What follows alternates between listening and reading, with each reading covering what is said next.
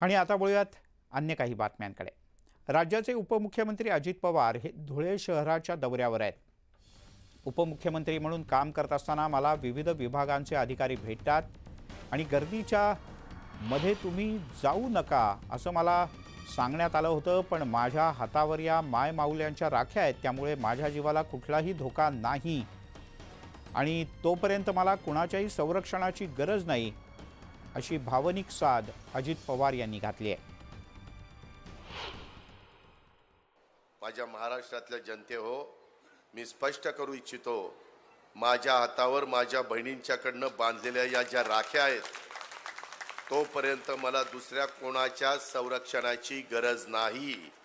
माझ्या बहिणींचे आशीर्वाद, राखीचं सुरक्षा कवच आणि प्रेमाची ढाल, कोणताही धोका मला स्पर्श करू शकत नाही असं मला माझं अंतर्मन सांगतंय। युवक युवतींच्या कल्याणाच्या करता काम करताना बहिणींनो, भावांनो, माझा जीव गेला तरी मला त्याची पर्वा नाही।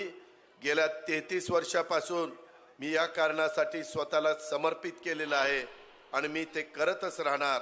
जर हेच माझं भाग्य असेल तर माझा जीव या महान भूमीतील लोकांच्या आणि माझ्या बसलेल्या माय माऊलींच्या आणि मातांच्या सेवेत गेला तरी मी एक समाधान व्यक्त करीत